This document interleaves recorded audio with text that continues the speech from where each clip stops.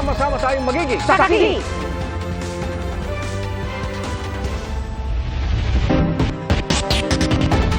Bago sa saksi, ipinakita ng Armed Forces of the Philippines kung gaano katindi ang pinsalang tinamo ng rigid hull inflatable boat o RIB ng Philippine Navy sa RORE mission sa Ayungin Shoal. Sa mga larawang inilabas ng AFP ngayong gabi, kita ang windshield, communications at navigational equipment na sadya raw sinira ng China Coast Guard na persahang pagtow at looting sa RIB. Pinagbabasag daw ng CCG ang communication at navigational equipment, pati mga cellphone. Ipinakita rin ng AFP ang binutas na inflatable boat. Pati ang mga China Coast Guard personnel na naglabas ng mga matatalim na bagay na nakaturo sa mga sundalong Pinoy. Ang isang tauhan ng CCG, kita pang may hawak na palakol. Pahirapan ang pag-rescue sa mga taga-Navy mula sa inabort na mission sa Ayungin Shoal. Ang mga magre-rescue pinaligiran pa ng mga Chinese vessel. Saksi sina Joseph Morong at Chino Gaston. Napapaligiran ng mga sasakyang pandagat ng China Coast Guard ang mga taga-Philippine Navy. Bukod sa pagbangga, ilang beses dinikitan ang sinasakyan nila.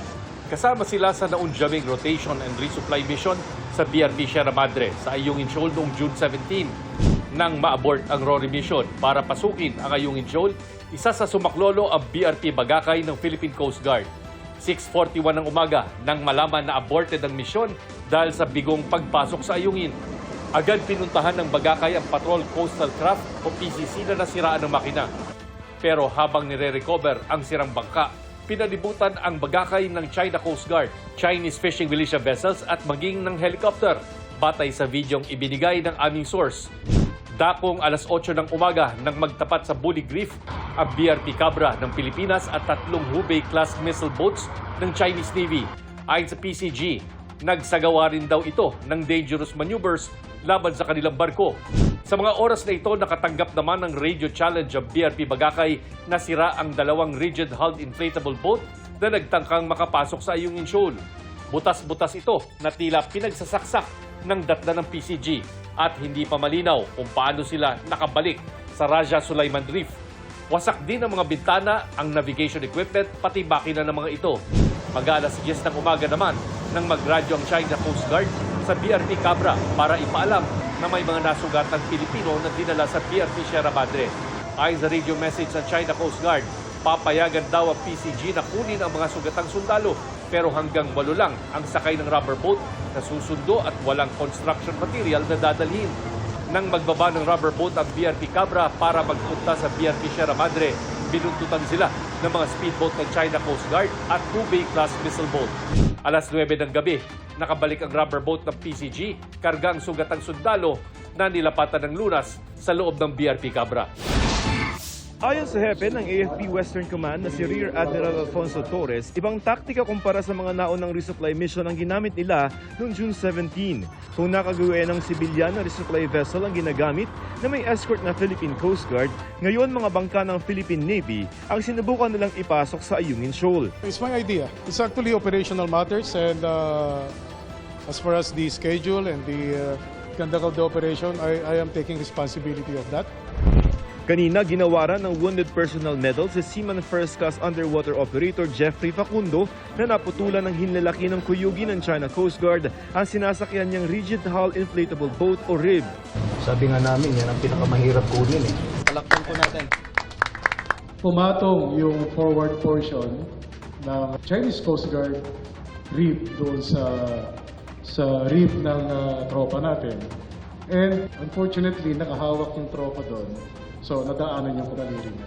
So, because of the weight and dahil sa bilis nung reef ng Chinese Coast Guard, tinamaan yung daliri niya. Buti nga, hindi pong kamay eh. Sa kabila nito, hindi raw magdadalawang isip ang sundalo na magpa-deploy ulit sa Ayungin Shoal. Saan sir? Basta order tayo. Sa mga litrato na inilabas ng Global Times galing sa China Coast Guard, makikita ang pagsampa ng mga Chinese sa RIB ng Pilipinas na napalibutan na nila. Nasa loob ito ng exclusive economic zone ng Pilipinas pero ang iginigiit ng China, kailangan daw nila mag-inspeksyon dahil nasa teritoryo raw nila ito. Sa kwento ng AFP, may bit-bit ang mga Chino ng mga kutsilyo at bolo at iwinasiwas ito sa mga sundalo ng Pilipinas na nakikipagtulakan sa kanila. The Chinese even threaten our personnel by pointing their knives at our personnel. Despite this, lumaban po yung ating mga sundalo. Lumaban po with their bare hands. With their bare hands. Makikita nyo po, tinutulak nila yung rib ng kalaban ng Chinese Coast Guard palabas. Kinumpirma ng Armed Forces of the Philippines at AFP Western Command na ninakaw ng China ang 7 matataas na kalibreng baril na dala ng mga Pilipinong sundalo papunta sana sa BRP Sierra Madre. Hindi pa rin daw ito isinusoli ng China. So, gusto ko pong tanggalin yung impression na yung mga sundalo po natin ay hinayaan nila yung mga Chinese Coast Guard na kunin lamang yung ating mga kagamitan, sirain yung ating mga boats. Hindi po natin hinayaan sila. Lumaban po tayo. Although they were numerically disadvantaged, inferior in terms of number of personnel and number of floating assets, they resisted. Ang Chinese Foreign Ministry muling iginiit na professional at restrained ang kanilang Coast Guard. Wala rin daw silang direkta mga hakbang na ginawa laban sa mga sundalo. Ang DFA naman tinawag na iligal at agresibo ang mga ginawa ng China sa misyon sa Ayungin. May mga hakbang nila ang DFA para sa dialogo at konsultasyon pero kailangan magtugma ang mga ginagawa ng China sa kanilang mga binibitawang salita. Binatikos din ng US Pentagon ang ginawa ng China.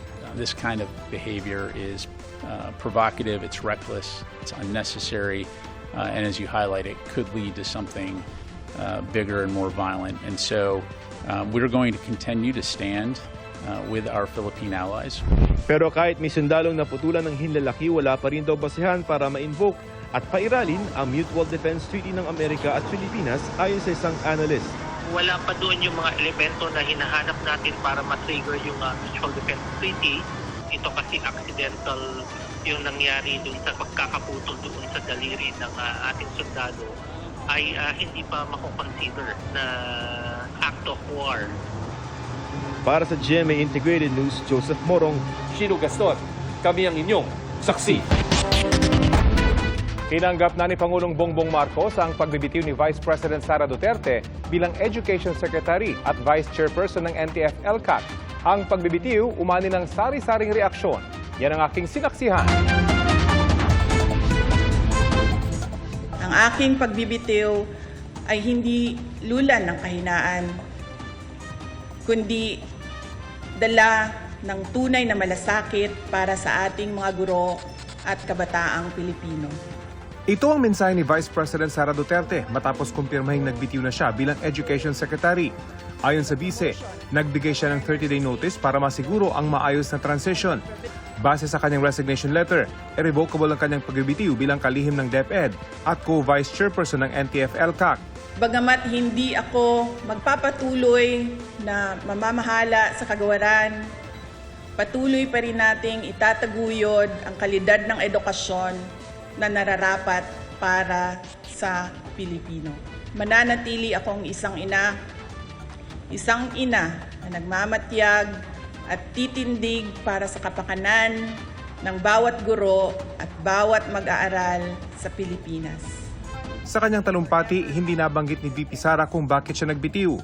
Hindi na rin nagbigay ng dagdag na pahayag kaugnay nito ang kanyang kampo. Ayon sa Presidential Communications Office, tinanggap na ni Pangulong Bongbong Marcos ang resignation ni VP Sara. Si ACT Teachers Party List Representative Franz Castro ikinatuwa ang pagbibitiw ng bise. Sana lang daw ay maaga niya itong ginawa para nakapaglagay ng DepEd Secretary na galing talaga sa sektor ng edukasyon at alam ang kanyang ginagawa. Sabi ni Teachers Dignity Coalition Chairperson Benjo Basas, sana hindi politiko ang susunod na kalihim. Nangihinayang naman daw si Willie Rodriguez, ang National President ng PTA Philippines. Marami na raw kasi silang nakasala na gagawin at proposals. Ilang Vice Presidente na rin ang nagbitiw noon sa gabinete, gaya ni na dating Vice President Salvador Laurel, Joseph Estrada, Gloria Macapagal Arroyo, Teofisto Gingono Jr., Jejo Marbinay at Leni Robredo. Ang pagbibitiw sa gabinete ni VP Sara, panibagong yugto ng usapan kung buo pa ba ang unit team. Kamakailan lang ay sinagot ito ni VP Sara. Ang unit team was the tandem during the 2022 elections and then tandem of Bongbong Sara during the 2022 elections. And then humanang elections, nagdaog nami. Noong nakaraang taon, unang napansin ang namumuong iringan sa pagitan ni VP Sara at House Speaker Martin Romualdez.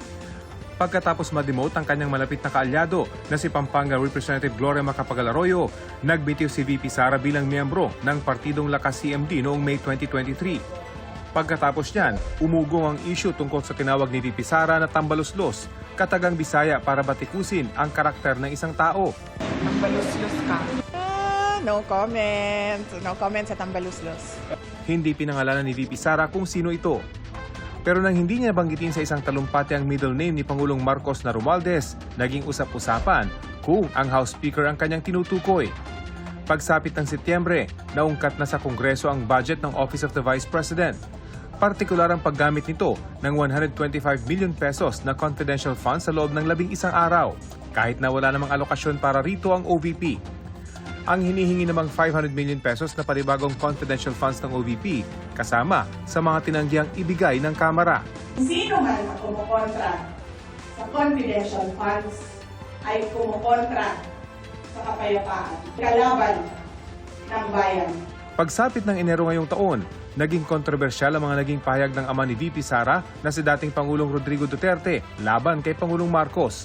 Si Bongbong Marcos bangag noon, ngayong presidente na, bangag natin ang presidente. Tapos lang. Okay na tayo. Ang aligasyong yan, tinawanan lang noon ni Pangulong Marcos. I think it's the fentanyl. Fentanyl is the strongest painkiller that you can buy. It is highly addictive and it has a very serious side effects. Pero di raw nito na bago ang ugnay ng Pangulo at ni VP Sara. Nagpapasalamat din ako kay Apo BBM sa kanyang paggalang sa aking mga paninindigan. May respeto ako sa mga pananaw at opinyon ni dating Pangulong Rodrigo Duterte, pati na ng aking mga kapatid. Ngunit katulad ng posisyon ko sa maraming mga issue, hindi kailangan na sumasang-ayon ako sa lahat ng mga ito. Pero si First Lady Liza Marcos hindi nagustuhan ang pangyayari. Bad shot na yan sa akin. For me, nasaktan ako because my husband will do everything to protect you. You ran together, di ba? Sama-sama tayo, babangon muli. Pupunta ka sa rally, tatawagan yung presidente mong bangag, di ba you're going to laugh? Tama ba yan? Even Lenny never did that. Magiging epektibo ang resignation ni VP Sara sa July 19, 3 araw bago ang ikatlong State of the Nation address ni Pangulong Marcos. Para sa GMA Integrated News, Rafi Tima ang inyo, saksi. Mga kapuso, sama-sama tayong maging saksi. Mag-subscribe sa GMA Integrated News sa YouTube at para sa mga kapuso abroad, samahan niyo kami sa GMA Pinoy TV at sa www.gmanews.tv.